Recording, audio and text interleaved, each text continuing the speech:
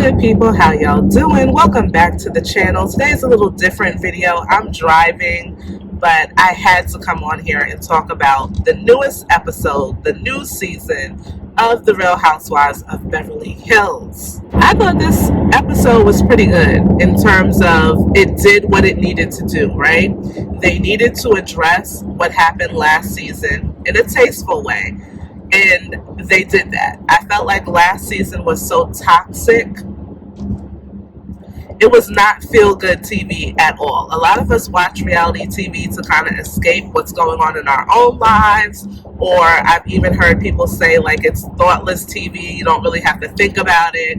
You know, you could just be while watching it. It just kind of takes you into somebody else's life.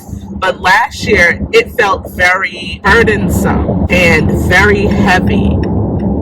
And it's like the heaviness has been lifted, the clouds have rolled away, and the sun has come out. And I really appreciated how they handled the beginning of this season. They needed to deal with that old stuff a little bit.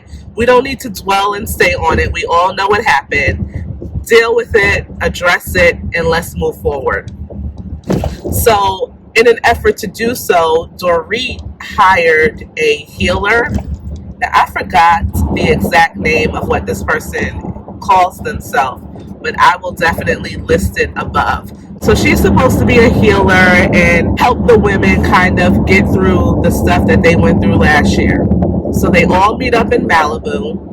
When Kyle gets there, she's nervous because she feels like she feels like Dorit and Sutton in particular should have defended her last season during the reunion. I kind of feel like, what did you need to be defended from? Nobody was attacking you. Nobody was coming after you. I guess the issue was that she didn't feel like she needed to be defended, but she just wanted somebody to kind of like comfort her or, you know, come over to her and give her a hug. Whatever, Kyle. I don't understand why you needed that. But if that's what you say you needed, you know, we have to respect how you felt. So she's a little nervous coming into the group.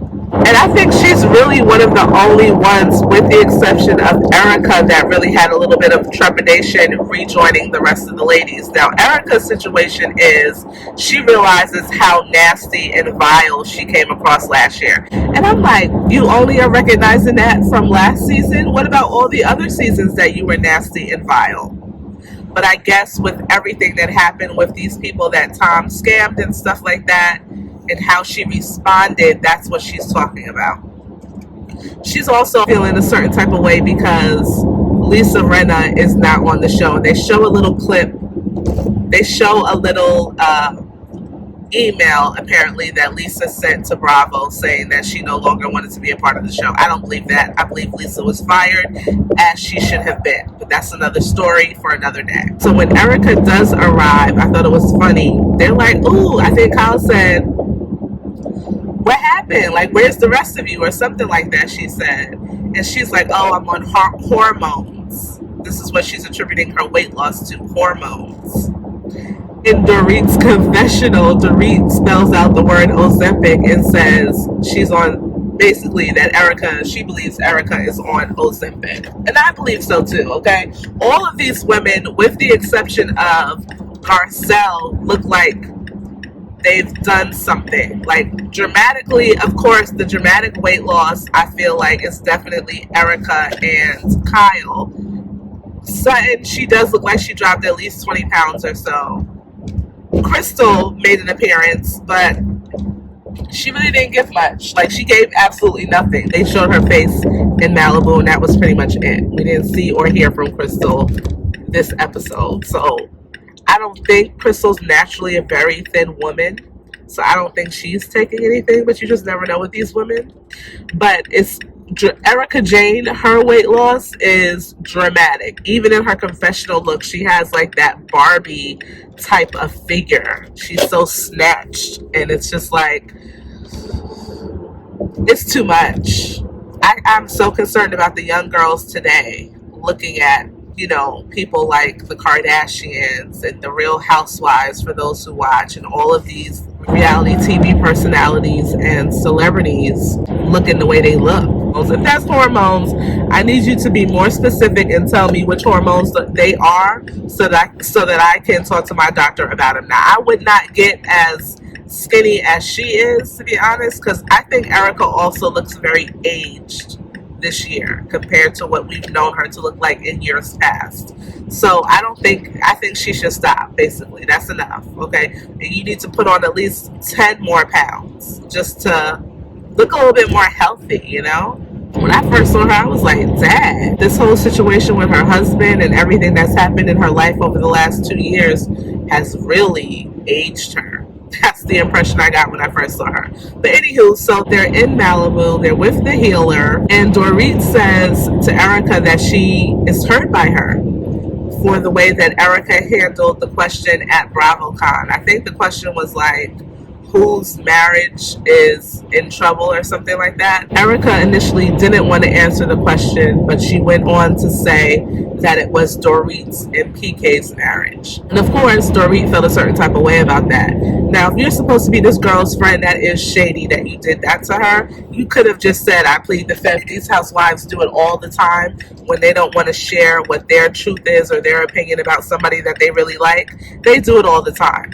So she could have opted not to answer the question, but as she puts it, she's a showman and she gave the fans what they wanted. It was a shady question and she answered it with a shady response. I honestly feel like Erika really meant what she said. It goes beyond it just being a shady situation. She feels like Dorit and PK's relationship is iffy. I 100% believe that. But the way that she responds to Dorit, it's almost as if, girl, so are you just going to get up on stage and say whatever just because it's what the fans want to hear? Or are you being honest? You know what I'm saying? I believe she's being honest, but like, what is your motive behind doing it? Dorit, she was expecting the first thing for Erika to say was an apology, but instead Erika went and tried to defend what she said. Dorit, you know why you did not get an apology initially? It's because Erika does not feel bad for what she said. Exactly what she told you is exactly how she felt about it. I guess at some point in the conversation, she realized, oh, I really upset her. And maybe this is going to make me look even worse. So let me do some damage control and just apologize to her. So she comes up with this, I don't even know how to describe it, like this scripted apology almost. And I'm just like, girl, like she's reading from a piece of paper or something. Like, what are we saying right now? What are we doing? And immediately Kyle jumps up because she's crying, Erika that is. And Kyle jumps up and comes over and embraces her. Like, girl, Erika did her best to act that scene out. I'm not buying it. I'm with Garcelle. Garcelle says she's going to give Erika a chance, but she doesn't really know she could believe the things that she says. I'm with you, girl, because, yeah. I just really feel like Erika is trying to paint a different picture of herself because she was so horrible last year. She really was. Dorit says in her confessional that she felt like Erika was being not a showman, but she was being a bitch. I was like, yeah, the shoe fits on that one, Dorit. Let's move on. The next person who had something they wanted to share was Kyle. And Kyle was talking about how she just felt like nobody defended her or comforted her when she went through the situation with Kathy last year. Specifically, she's referring to the reunion. What did you want these people to say to you? Like, I honestly feel like the women didn't come up to her defense, number one, because what are we coming to your defense for?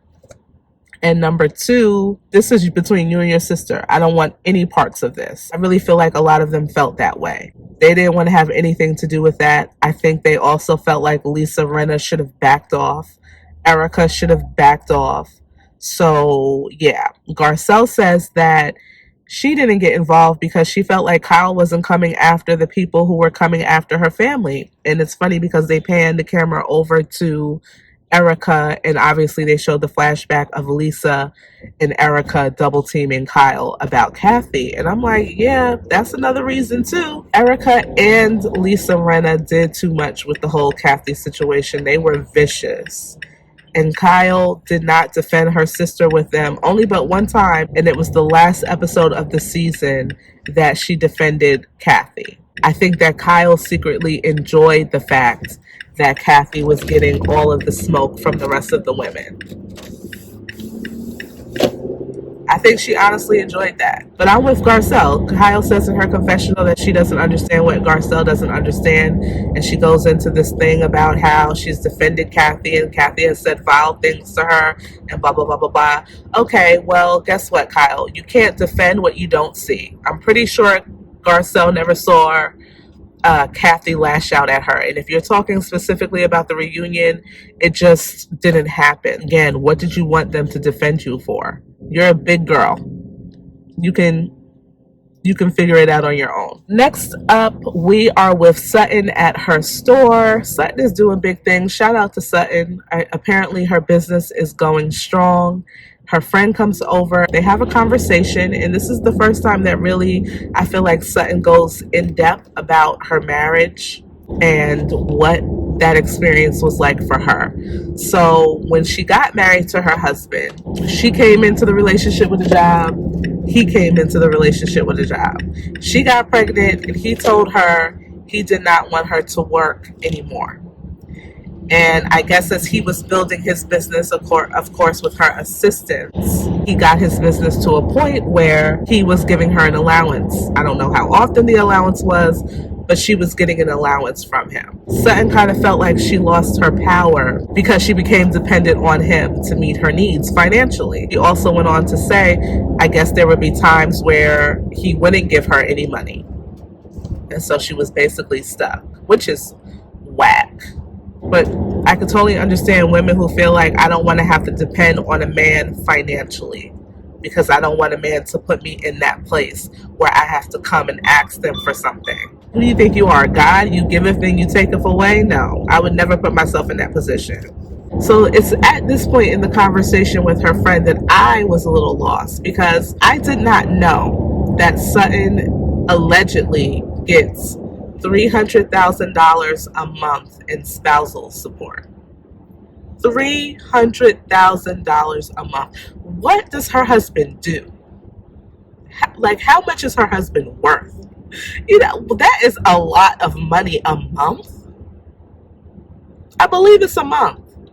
I'm pretty sure it's not a year. I don't know. I think it was a month.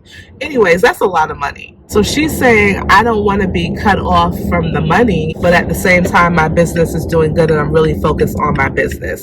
I don't know if she was trying to say her business is growing to the point where eventually she won't need his money, or if she was trying to say, my business has already arrived. I'm still going to be collecting these checks. Y'all let me know how y'all felt about that. I was a little thrown off by that. She would be a fool, in my opinion, to say, okay, I don't want you to give me this money anymore. But at the same time, if she's talking about being in a place where she's financially free and does not need to depend on a man, then it's like, well, girl, why are you still holding on to this money? Moving on.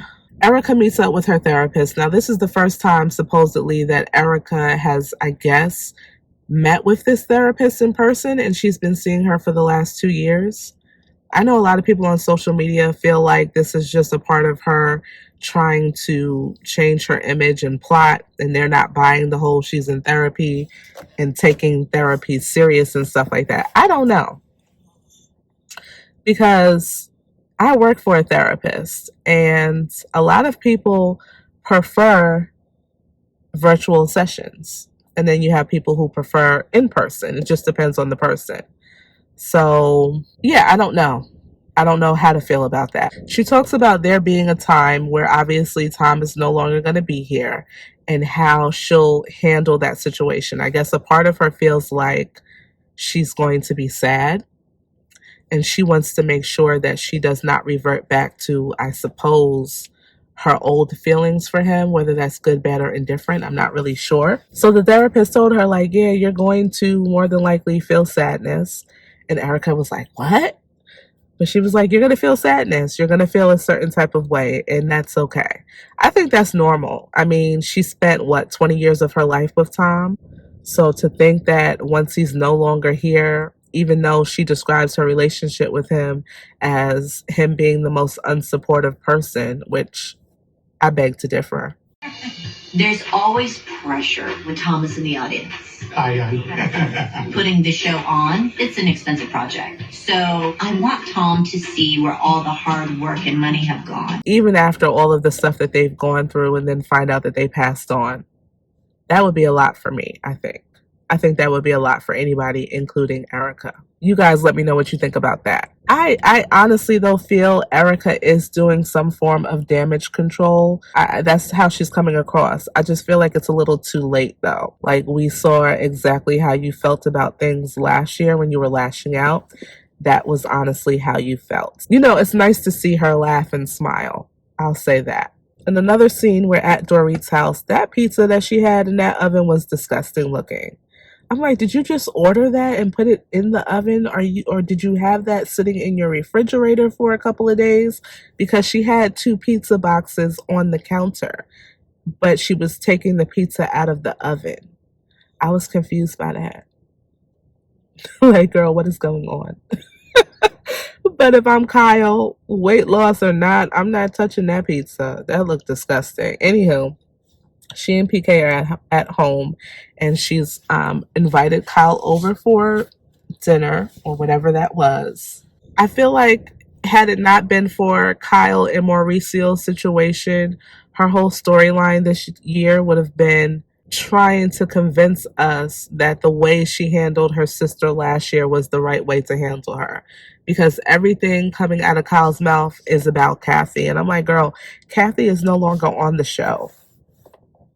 Kyle is, in my opinion, trying to defend not defending her sister against Lisa and Erika. That's exactly what I feel like Kyle is trying to do. She's trying to make us as the viewers feel bad for her relationship, or the relationship that she says that she's had with Kathy. And I'm just not buying it. I believe that a lot of what she is saying about Kathy is true, in terms of Kathy can be nasty to her at times. I mean, I could see that. But as I stated earlier, Kyle wanted Kathy to catch all of that smoke from last year's season. She wanted the things to come out. Whether they were the truth or not, we'll never really know. But she wanted that stuff to come out, and she was okay with it. That's why she didn't defend her. Had it had been Kim on the show last season, Kim would have definitely had Kathy's back. And that's the difference between Kim and Kyle, I feel like. And that's why we as the viewers felt how we felt about Kyle, because you don't even know if this stuff is the truth. You're just taking Lisa's word for it. And the way that Lisa was doing everything was just a bit much. But I don't want to be like Kyle and focus too much on last year. But she's talking about the Kathy situation and how it was rough for her. But she's now gained her strength. You know, she's found her way through fitness, and she's not going to let anybody disrespect her anymore. I'm going to take her at her word, and I'm going to watch how she operates in this group. If anybody disrespects her, I can't wait to see how she's going to respond. If Erika lashes out at her, I can't wait to see how she's going to respond. I'm very invested in her saying that. I felt like Dorit kind of hijacked the conversation when she started to talk about her marital issues with PK. But then I thought she's developing her storyline. Her storyline is going to be her relationship with her husband and how it might not be the best relationship or what it once was. I don't follow these people outside of the show. I think I've heard stories, the biggest one being what Erika said at Bravocon. But aside from that, I don't really follow these women. Outside of all of that other stuff, this is the first time I ever really heard Dorit say that there's been some issues between her and PK. She makes it clear that the issues have nothing to do with him being unfaithful to her or anything like that, but just the fact that when she needed him, he wasn't there. Obviously, they went through the burglary. There's people that feel like that was staged. There's people that feel like that actually happened. Who knows? It looks like she's doing fine today, which is great. But she makes it clear that it's not about that. It's just the fact that PK was not there physically for her. And I could understand that. Apparently they're in counseling and they're trying to work on their marriage. I just want to go back real quick because Erika asked her while they were in Malibu if she felt like her marriage was strong. And Dorit replied yes. But now we see that she's saying something different to Kyle. It seems like whatever they've gone through, they're still not out of the woods yet. I'm hearing some things today about them. So it'll be interesting to see how Dorit and PK's relationship play out during this season. Next, let's talk about Garcelle and her sons. Who knew that Garcelle's son feels like he does not want her to parent him? He says that he needed her to parent him 2 years ago. They're 15. So when he was 13, he needed his mother. That's wild. As a mother, I know that that was hard, as she even says in our confessional, to hear. You don't want to hear that. She says to him, "You don't allow me to parent you." He agrees with her and says that. I really feel bad for the both of them.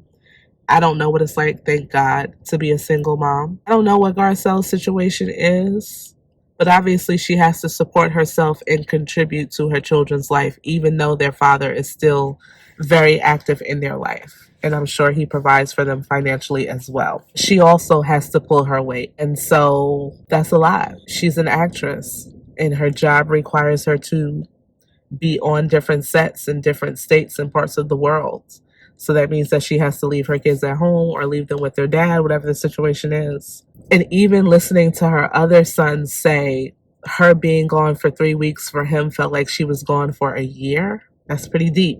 That's pretty deep. And it shows you how close she is to her children, even though the one feels like he does not need her to parent him. But of course, he's only 15. He has not really lived life. I don't care what he thinks or says. When we're teenagers, we all think that we know more than our parents. So, of course, Garcelle needs to parent him. She still needs to be his mom. You know what I'm saying? He needs her. I don't care what he says. But that was really, really interesting, their conversation. And I have to give it to him, too, because he seems very smart. And he also seems very emotionally smart, if that makes sense. He's in tune with his emotions. He understands and he's able to articulate what he's feeling, which is good. The part that I give Garcelle kudos about is that she did not make him feel bad or try to defend what his feelings are about her. Like, she sat there, she listened, and then she apologized to him. As a mom, I appreciate the fact that she did that. I thought that that was pretty dope. And I think that their communication is really good too. In the last scene, we are at Kyle and Mauricio's house, and Mauricio is busy. Kyle says that they actually have to schedule time to talk about their schedule, which is crazy. Kyle says she's working a lot. I'm not quite sure what Kyle does. Is she running still that shop? Like, what's going on? Let's talk about, if I could just go back to Garcelle, they go to the beach. We know Garcelle likes the beach. She was building the house on the beach at one time. I wonder what's going on with that. If you guys know, drop a comment down below. But anywho, back to Kyle. I don't know what she does for a living outside of this show, but apparently she's working a lot too. She's trying to get Mauricio's attention, like a little toddler trying to get the attention of their parent while they're cooking dinner. It's just like, she is so annoyed that he's on the phone with his assistant. When he finally gets off the phone, they sit and they talk, and he's talking about how great she looks, as if this is the first time that he's seen her in months. I'm like, y'all do live together, right? I know that your relationship is what it is, but y'all are still in the same house. You pass by each other, you know, right? Maybe not. I don't know. Somehow they talk about her tattoos, and Mauricio was under the impression that Kyle only had 3 tattoos, and she actually has 5. And she's showing him all of the tattoos. She might want more tattoos, and he kind of says something like, "I forbid you from getting more tattoos." Like, who are you, sir? Who are you to be forbidding her from doing anything? That is a grown woman. That is her body. She can do whatever she wants with it. I did not like that response from Mauricio at all. And it made me think, like, who is this man? Because we've never seen this side of him before. Obviously, Kyle is a submissive person, so I'm wondering how submissive she's been in her marriage to him, honestly. For him to just come out and say something like that is crazy. Like, what else has he forbidden her to do? Because again, Kyle is on this whole, I'm taking care of my health, both mentally and physically. I'm not going to let nobody talk to me any kind of way. You're not going to disrespect me. And obviously that has rolled over into her marriage as well. So I kind of feel like they might be having a little issue with who's really in control of what. When you allow someone to treat you a certain type of way for so long, and then you try to make a change, that person still feels like they can treat you the way that they used to treat you. Mauricio, you're going to learn today. But that's pretty much all I got from this week's episode, guys. Y'all let me know what y'all thought about the episode. Did y'all enjoy it or not? Drop some comments down below, and I will see you in my next one. Bye-bye.